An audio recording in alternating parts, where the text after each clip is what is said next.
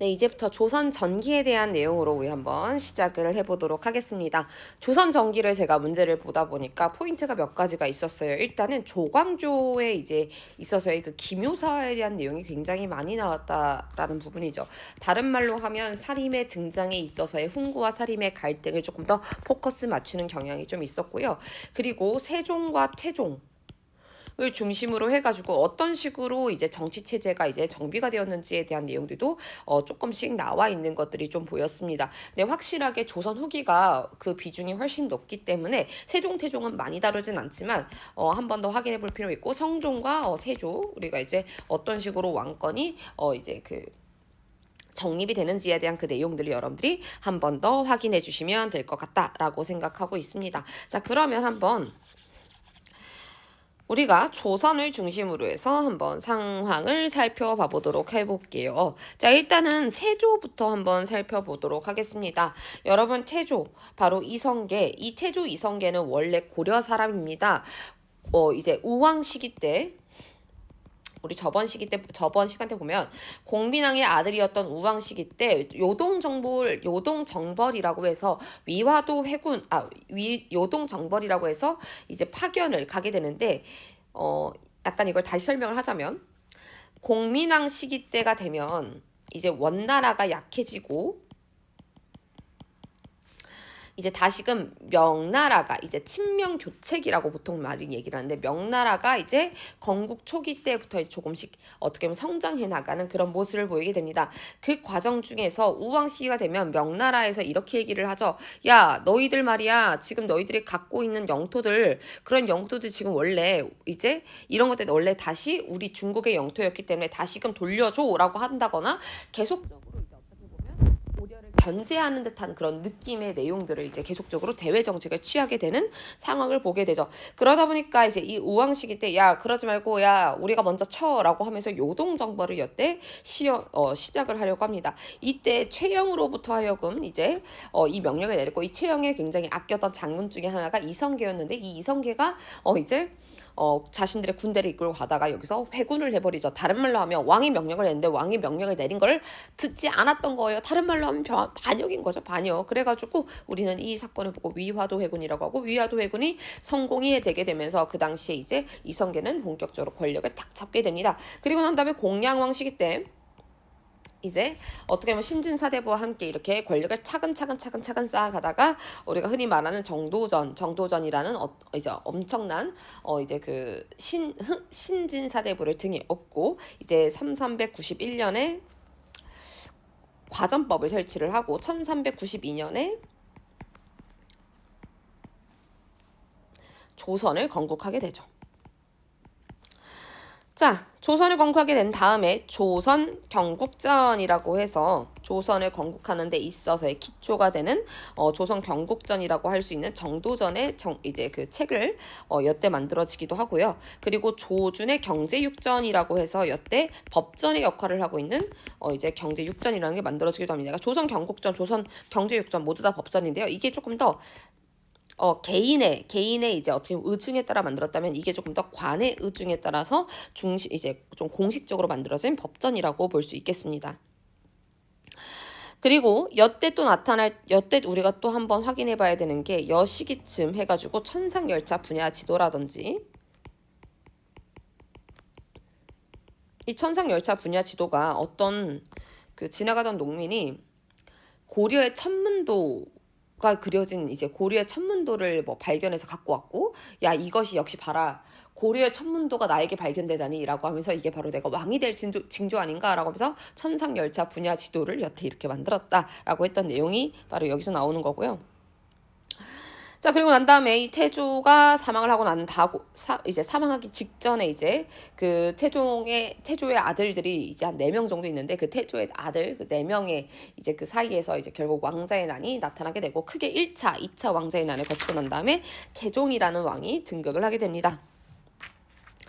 자, 여러분 태종 아마 그 원경황후라는 이제 그 아마 영화가 아니라 드라마가 있을 거예요. 굉장히 그 저기 아름다운 배우 있잖아요. 차주영 씨라고 해가지고 그 배우가 이제 연기를 했던 이제 그 내용인데, 그 원경왕후가 그 이방원의 아내의 역할을 한 거죠. 그래서 이제 그 태종 시기 때 내용을 다룬 건데, 거기서의 태종은 어떻게 좀 묘사되었는지 모르겠지만, 여기서의 이제 우리가 실제 태종의 이제 정책적인 부분을 보면 굉장히 강력한 왕으로 많이 묘사가 되고 있습니다.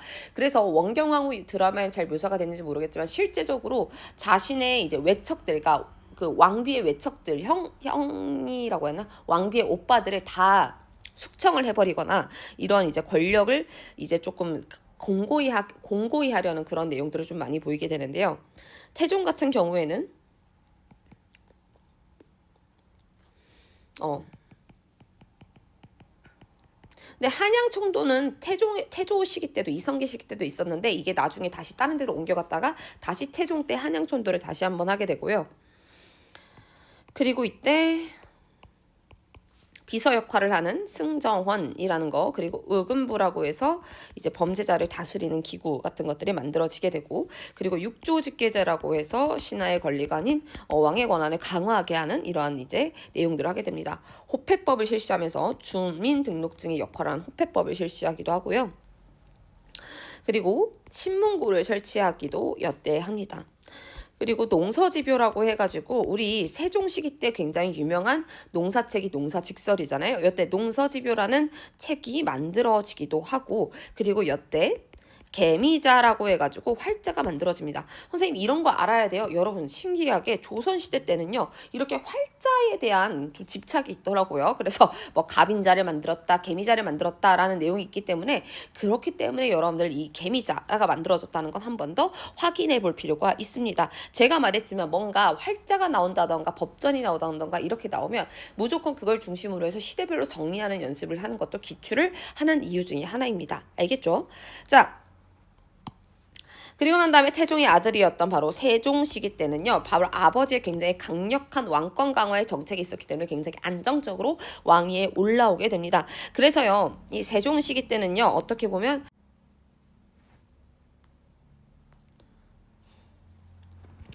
네, 그래서 이 세종 시기 때는요, 대외 팽창 정책이 아니라 조금 더 이제 어떻게 보면 좀 안정적으로 문화적인 부분, 경제적인 부분뿐만 아니라 대외적인 부분에 대한 정책을 좀 하게 되는데요. 일단은 정치적인 부분으로 의정부 서사제를 하게 됩니다. 그래서 육조 직계제가 이렇게 왕이 있고, 그리고 여기 이제 대신들이 있고, 의정부가 있는 거죠. 의정부가 있고, 그리고 이 의정부가 결정했던 거를 시행할 육조라는 실무 이제 관직이 있다라고 하면, 의정부에서 이렇게 육조 그리고 왕 사이에 의정부가 껴있는 형태가 아니라 왕이 바로 육조에게 직접적으로 이제 연결되는 그러한 이제 형태라고 하면, 의정부 서자제는 바로 왕, 의정부 그리고 육조 직계제를 통해 가지고 이 세 기구가 균형 있고 조화롭게 함께 공존하는 내용을 한다라고 생각해 주면 좋을 것 같고요. 공법 실시합니다. 여러분, 공법도 기출에 나오기 때문에 한 번 더 확인해 주십시오. 어떤 거 하냐면, 연분육등, 전분구등이라고 해서 토지의 비옥도와 그 당시 그 해년도의 풍흉에 따라서 세금을 결정해서 출시를 하는 걸 말을 하고 있습니다. 그리고 대외팽창회적인 부분에 있어서도 사군육진이라고 해서, 이제 여러분 아마 시대 때 되면 사군육진이라는 선지를 봤을 거예요. 사군육진이 뭐냐면요, 그 당시 이제 여진의 침략에 이제 저항, 어떻게 보면 여진의 이제 그 국경선에 있었던 그 여진족을 몰아내고 이제 국경선을 완비하게 되는 그런 과정 중에 있는데, 사군과 육진을 개척해서 우리가 흔히 알고 있는 그 이제 그 조선의 그 국경선을 만들어 놓은 이제 내용 중에 하나입니다. 그래서 최윤덕과 김종서가 대표적인 인물로서 여기서 나타나게 될 것이고요. 책 굉장히 많이 펴냅니다. 그래서 뭐 유교로는 주자가래를 장려하죠. 만든 건 아니고요. 삼강행실도 만들고요. 효행록을 편찬합니다. 그리고 칠정산 내외편을 만들고요. 농사직설을 만들죠. 그리고 여태 향약 집성방을 만듭니다.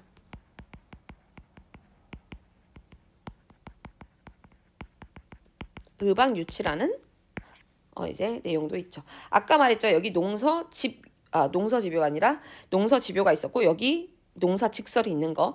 그리고 저희 아까 그 고려시대 때 향약 구급방이 있었는데 여기 향약 집선방이 있는 거. 한 번 더 이러한 차이들 조금 더 고민해주면 좋을 것 같고. 자, 그리고 이러한 이제 세종의 왕위를 이어받아서 문종이 왕이 되었지만 문종이 너무 빠르게 사망을 하게 되면서 문종의 아들 단종도 너무 어린 나이에 즉위를 하게 되죠.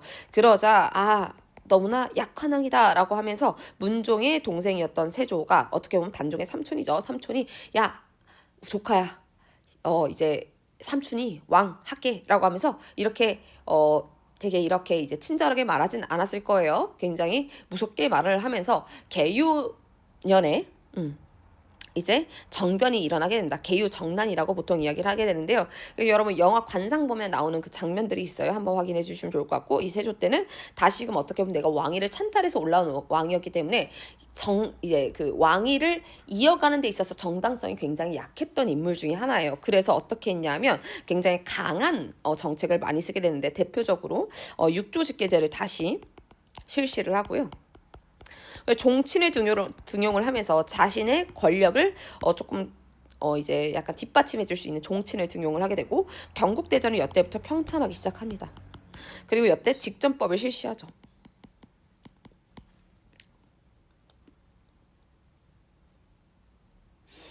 사그리고 이 세조는요.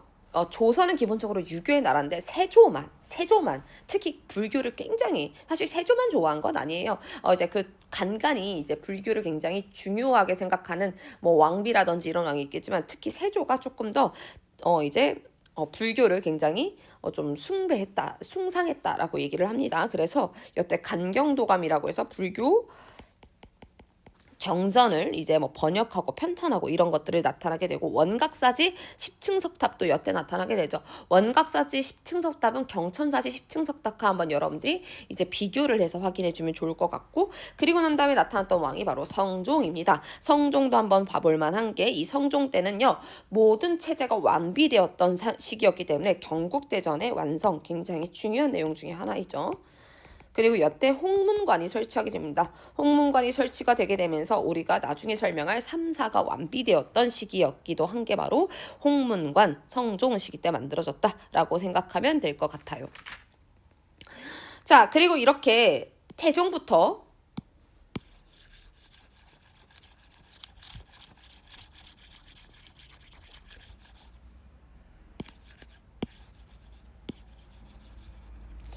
지금부터 우리는 태종부터 성종까지 왕권이 어떻게 완비가 되었는지에 대한 내용들을 살펴봤습니다. 자, 근데 중요한 건 여러분들 항상 그런 것 같아요. 건국 초기에 왕권이 조금씩 완비되는 그 과정 중에서 이제 그 어떻게 보면 개국공신을 중심으로 이 개국공신들도 조금씩 자신의 권력을 공고화하게 되는 그런 과정들을 거치게 되죠. 그러다 보니까 권력은 여러분 항상 그래요. 권력은 바뀌지 않고 계속 고여있다 보면 썩기 마련입니다. 이런 과정 중에서 우리가 훈구라는 세력들이 나타나게 되는데 이 훈구라는 세력들이 점차적으로 강해지게 되면서 왕권을 위협하게 되는 그러한 이제 모습도 나타나게 되고 그리고 그 중앙에 진출하고 싶었지만 중앙에 진출하지 못했던 굉장히 주변부에 있었던 이제 양반들에 대한 불만들이 조금씩 올라오게 됩니다. 그 과정에서 우리가 흔히 알고 있는 훈구와 사림에 뭐가 있었던 거다? 대립이 있었던 거고 이런 것들이 사화로 비화가 되었다라고 생각할 수 있겠죠. 사화는 크게 네 가지가 있습니다.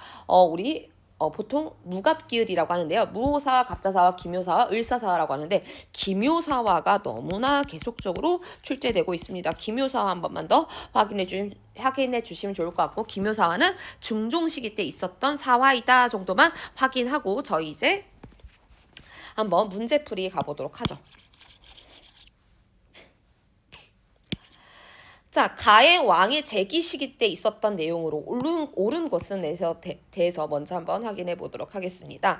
자, 이거 보죠. 가께서 블라블라 그러나 모함하는 말로 조광조 나왔습니다. 자, 여러분 조광조 나오자마자 바로 나와야 되는 게 바로 뭐냐면 기묘사화입니다. 그리고 기묘사화 나오자마자 바로 세트로 중종이 나와야 되고 답은 몇 번이냐? 바로 4번입니다. 그럼 이왕 이렇게 기묘사까지 나왔으니 이렇게 된 거 사화 한번 다시 여러분들에게 설명을 좀 해보도록 하겠습니다. 아까도 말했지만 훈구와 사림의 대결로 나타난 게 바로 기묘 이제 사화라고 얘기를 했어요. 사림이 화를 입은 사건. 그럼에도 불구하고 사림은 죽지 않고 살아나서 결국에는 정권을 잡게 되었던 것이었죠. 그러면서 나중에 붕당 정치로 이어지게 되는데 사림이 이제 어떻게 보면 이렇게 계속적인 타격감에 네 번의 사화를 겪었잖아요. 근데 이렇게 계속적인 타격감에도 불구하고 이제 계속적으로 자신의 정책적인 부분을 이어갈 수 있었던 내용 중에 중요한 기틀로서 잡아지는 이제 생각이 되는 게 향약 그리고 서원을 이야기한다라는 점을 한 번 더 확인해 주시면 좋을 것 같습니다. 자, 사림의 기반 향약과 서원입니다. 자, 그럼 사림 한번 생각해 보죠. 첫 번째 무오사화입니다. 자, 무오사와 갑자사화는 연산군 시기 때 나타났던 거였어요. 그래서 이 연산군 시기 때 어떤 일이 있었냐 하면요. 김일손이라는 사람이 있었는데요. 이 김일손이라는 사람이 김종직의 조이 제문을 이제 자신의 책에 이제 이거를 약간 이제 그 참고 문헌으로 이제 집어넣은 건데 김종직의 조이 제문이 어떤 내용이냐 하면 왕위를 찬탈했고 그 왕위를 찬탈해서 어떻게 보면 이제 그 찬탈당한 그 이제 왕과 그 자손들에 대해서 약간 조금 슬퍼하는 그런 내용을 담았던 내용이었거든요. 그러다 보니까 연산군이 너희 지금 우리 할아버지 욕보이는 거야? 우리 할아버지 세조 너 지금 이거 욕보이는 거야? 라고 얘기를 하면서 사실은 어떻게 보면 그런 거죠. 이제 우리 할아버지를 욕보였다라고 하면서 너 이 자식 이러면서 이제 얘기는 실제로는 했지만 이러한 이제 김종직의 이런 조의 재문을 가지고 그 당시에 나의 왕권에 약간 도전하거나 나의 왕권에 비판하는 사림 세력을 이제 싸그리 잡아가지고 조금 처단하려는 목적으로 이렇게 무오사화를 했겠죠. 이 갑자사화는 연산군의 어머니가 그걸 먹고 죽거든요. 사약을 먹고 사망을 하게 되거든요. 이제 그 성종이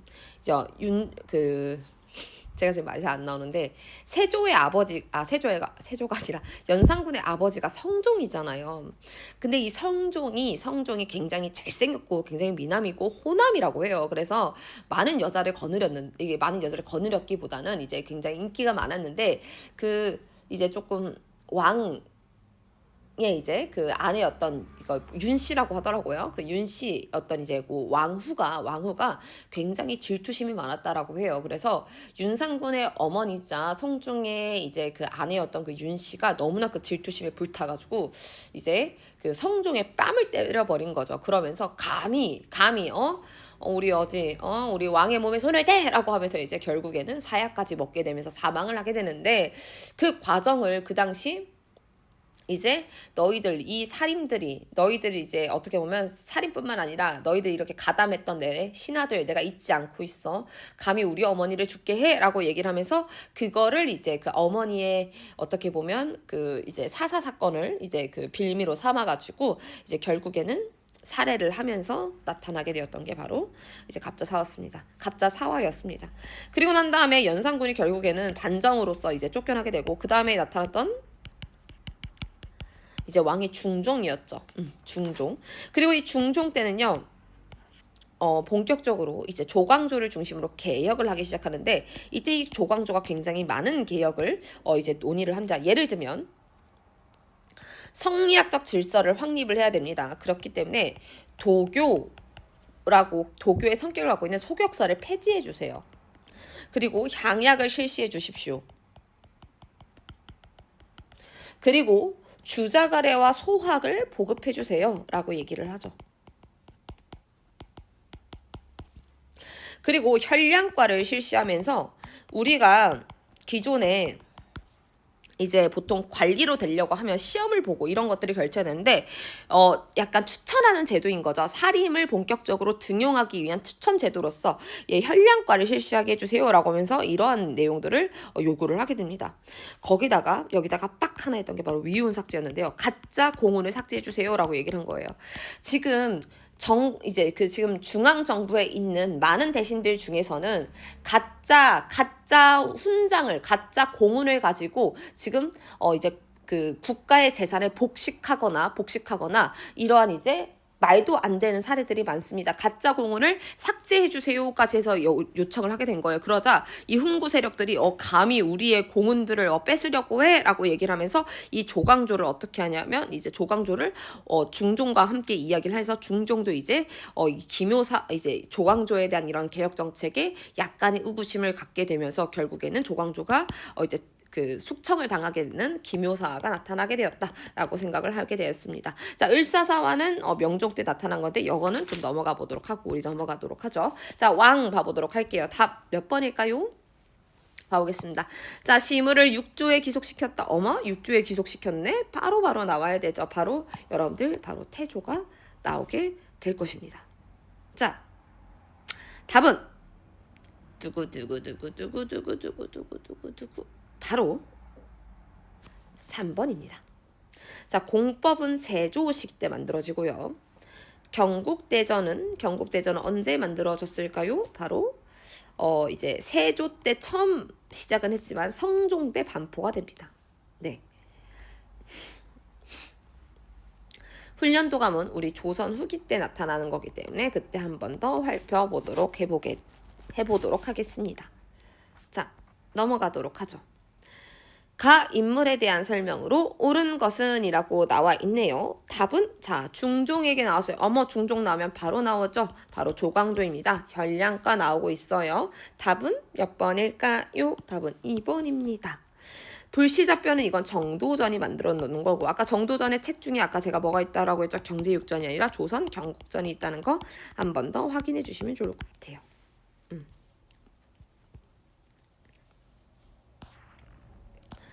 서북 지역에 대한 차별을 한 거에서 난을 일으켰다라는 이거는 뭘까요, 여러분? 서북 지역에 이제 불만을 가져서 난을 일으켰던 사건. 굉장히 유명한 사건인데요.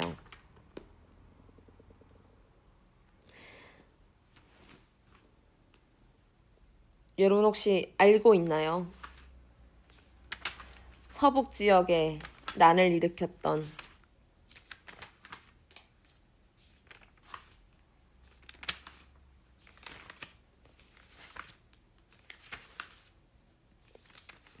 바로 우리 임술농민 봉기와 함께 홍경래의 난이 여러분들 대표적인 사건입니다. 자, 가왕에서 추천한 정책으로 이루어지는 건 바로 경국대전이라는 이름을 내리셨다라고 했고, 갓계서라고 얘기를 했네요. 바로 세조이겠죠. 세조. 그래서 선왕의 뜻을 이어받아서 지금 임금, 만약에 이렇게 하면 이건 성종이겠죠. 자, 이런 것도 충분하게 나올 수 있어요. 지금은 여기다 갓계서 했지만 이번에는 세조라고 놓고 여기다가 갓계서라고 할 수 있겠죠. 이런 식으로 나올 수도 있기 때문에 한번 더 확인해 주면 좋을 것 같고, 개미자 제가 아까 말했죠. 누구? 바로 태종이라고 얘기를 했어요. 개해약조 아닙니다. 자, 육조직계제 맞습니다. 관수강급제 성종 때 나타난 내용이기 때문에 아닙니다. 그래서 이 개해약조는 일본과 맺었던 건데요. 나중에 대외관계 때 한 번 더 여러분들 확인해 주면 좋을 것 같아요. 여러분들 지금 확인할까요? 개해약조 어떻게 되는 내용인지.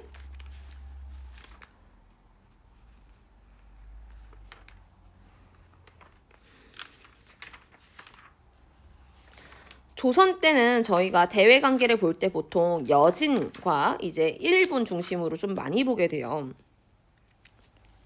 명나라도 있긴 한데 일단은 여진으로 한번 보고, 여진은 우리 아까 사군, 육진, 최윤덕과 김종서라는 사람을 중심으로 해서 만들어졌다라고 했고 두만강 유역을 확보했다라고 나오죠. 자, 이제 일본과의 관계를 보게 될 건데요. 자, 일본은요, 여태 이거를 봐야겠네요.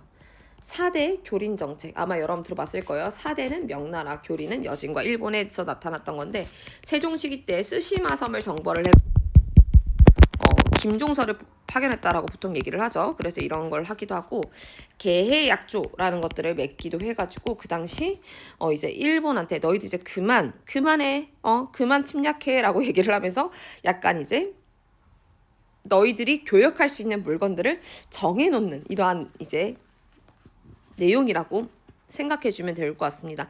그래서 1443년에 맺어진 조약이기 때문에 우리가 조약으로 따진다라고 하면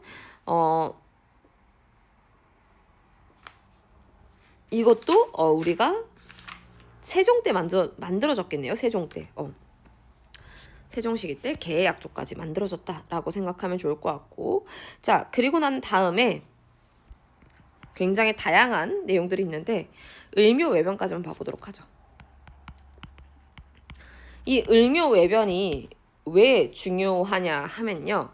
이 을묘외변은 아마 명종 시기 때 있었던 내용인데요. 이 명종 시기 때 있었던 이 을묘외변 그 전에도 계속적으로 일본에 어떻게 보면 좀 약간 어떻게 보면 좀 외적들이죠. 외적들의 침략이 있었는데 그 중에서도 이 을묘외변의 침략으로 비변사라는 임시적 그 군사 기구가 상설 기구와 항상 존재하는 기구로 이 을묘외변으로 바뀌게 돼요. 그리고 이것이 나중에 임진왜란으로까지 이어졌다라는 걸 한 번 더 확인해 주면 좋을 것 같습니다. 이런 기구 나오면 바로 나와야 되죠. 바로 세종에 대한 내용일 것입니다. 답 아니고요. 이건 첨성대에 대한 이야기일 것이고 답은 2번이겠죠.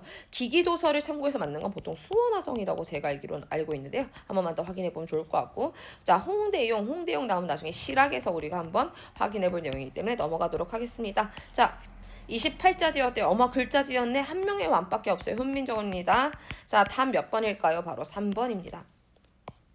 자, 천상열차는 아까 태조 시기 때라고 얘기를 했죠. 자, 편찬한 거 향약 집성방 말고 뭐가 있나요? 일단은 한번 비교를 해볼게요. 자, 향약 구급방은 이제 고려 시기 때 했던 거고, 농서 집요도 있었다라고 제가 얘기를 했었어요. 이거는 태조 시기 때 있었던 태종 시기 때 있었던 거라고 얘기를 했고, 칠정산도 이때 만들어진 책이라고 제가 얘기를 했고, 삼강행실도도 이때 만들어졌다라고 얘기를 했고, 그래서 이때 세종 때 있었던 책들은 여러분들이 꼭 한 번씩 이제 확인해 볼 만할 것 같습니다. 자, 옳지 않은 것에 대한 내용을 얘기를 하네요. 왕도 정치를 강조했대요. 어머, 중종이네. 중종인데 왕도 정치를 강조했네. 이것도 조광조의 이제 기묘사화에 대한 내용이겠죠.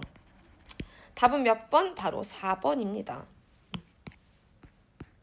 자, 여러분, 저는 이렇게 넘어가지만 여러분들 어떻게 해야 돼? 계속적으로 반복하세요. 조광조 나왔네. 나 이거 알아. 넘어가면 안 돼. 한 번 더 확인하고 반복적으로 인출하는 연습을 해야 시험 당일날 문제를 1분 안에 풀 수 있는 연습이 되는 거예요. 여러분들은 귀찮아하면 안 되고 여러분들은 무조건 한 번, 또 한 번 계속 반복하셔야 됩니다. 자, 성종시기 봐보도록 할게요. 옳은 것은 뭐냐? 바로 동국 통감을 만든 것이 이제 그 당시의 내용이다라고 생각하면 될 것 같습니다.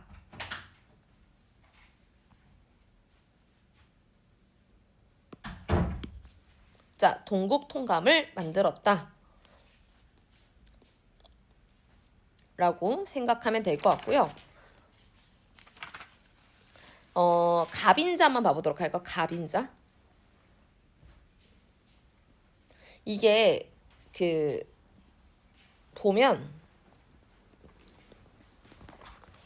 신기하게 세종 이제 조선 전기 시대 때는 이런 식으로 약간 인생 활제에 대한 내용들이 은근 좀 강조가 되어서 자꾸 나오기 때문에 이거는 한번 정리를 해보면 좀 좋을 것 같다라는 생각이 들어서 한번 저희 같이 정리를 아주 간단하지만 한번 진행해보면 좋을 것 같다라는 생각이 드네요. 한번 진행을 해보죠.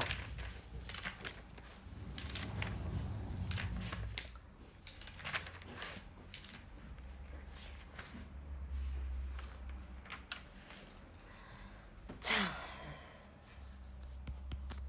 세종 때 개미자가 만들어집니다. 세종 때 경자자가 만들어지게 되고요. 그리고 갑인자가 이때 만들어지게 돼요. 그래서 이 내용을 확인해 주시면 될 것 같아요. 자, 15번 봐보도록 하겠습니다. 양반만 향약의 구성원이었다. 아닙니다. 상천 질서 유지 맞고요. 답은 니디 3번입니다. 자, 정도전에 대한 설명으로 옳지 않은 것 재상중심 맞고요. 소격서 폐지 조광조에 대한 내용이기 때문에 답은 2번이겠죠. 나머지 건 다 맞습니다. 자, 그래서 불시자병과 같은 책을 만들기도 했고요. 여긴 나오지 않았지만 여러분들 아까 말했죠. 조선 경국전과 같은 책이 만들어졌다라고도 했었다라는 걸 한 번 더 기억해주면 좋을 것 같아요. 자, 조선시대 관청도 한번 저희가 정리를 하면 좋을 것 같아요. 조선시대 관청은 어떤 식으로 만들어졌는지에 대해서 한번 저희가 정리를 해보도록 해보죠.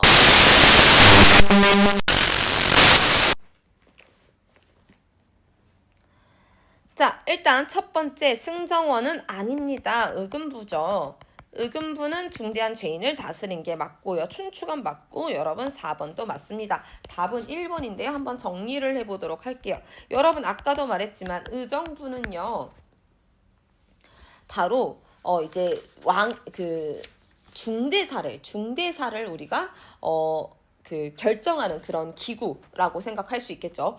모든 행정을 총괄한다라고 생각을 하면 돼요. 그리고 그 아래 우리가 흔히 알고 있는 육조가 만들어지고 있었다라고 생각을 하면 될 것 같고, 의정부 아래 바로 승정원이라는 기구로서 왕의 비서 역할을 했던 기구가 있었다라고 생각을 하면 되죠. 그리고 3사도 매우 중요한데 3사는 사헌부, 사간원, 그리고 홍문관이 있습니다. 우리 홍문관은 아까 성종시기 때 만들어진 기구라고 얘기를 했었는데 사헌부는 관리의 비행을 감찰하고요. 사간원은요. 정책을 비판합니다. 그리고 의금부도 굉장히 중요한데요. 이 의금부 같은 경우에는 대역이나 모반과 같은 중죄를 처리하는 기구이고요. 춘추관은 역사를 만드는 기구입니다. 자, 여기다가 우리가 하나만 더 추가를 해서 확인을 해보려고 하고 있는데요. 뭐 이거는 다음 시간에 저희가 다 이제 또 관련된 내용이 있었을 때 한번 해보는 걸로 하고요. 자, 성약 지표를 만들었네요. 기자 실기를 만들었다라고 하네요. 이거 유학에 대한 설명이에요. 자, 유학에 대한 설명으로 우리가 한번 확인을 해보기 위해서 한번 얘기를 해보죠. 자, 주리론과 주기론 여러분들 한 번만 확인해 주십시오. 자, 지금 보니까 앞으로의 시험 패턴에서는 이렇게 유학을 중심으로 뭐 나올까에 대한 좀 의구심은 들긴 하지만 일단 기출에 나왔기 때문에 한번 정리를 해보는 건 나쁘지 않을 것 같다라는 생각은 합니다. 자, 주리론은 이황, 주기론은 이이를 중심으로 나타나고 있습니다. 자, 대표적으로 주리론을 주장했던 우리 이제 이황 같은 선생님께서는요. 성악 10도와 같은 것들을 대표적인 책으로 만들고요. 그리고 이제 이이와 같은 이제 그 선생님께서는 성악 지표를 이제 대표적인 책으로 했고, 동호문답을 통해서 그 아기들을 위한 성리학 책을 만들기도 했습니다. 그리고 또 하나 이황의 이제 성리학은요, 일본에도 굉장히 크게 영향을 주게 되거든요. 그래서 이 내용까지 여러분들 한 번만 더 확인해 주시면 좋을 것 같고, 답은 몇 번이냐 하면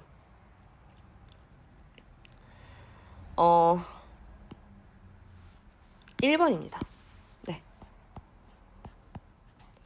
자, 조선 세종의 업적으로 나오는 것은 바로 답은 이거는 세조라고 얘기를 했죠. 이것도 아니고 이거 맞습니다. 2번입니다. 그래서 여러분 오늘은 여기까지 하는 걸로 하고, 다음 시간에 저희 조선 후기 그리고 근대, 일제강점기, 현대 한 번까지 가보도록 하겠습니다. 고생했습니다.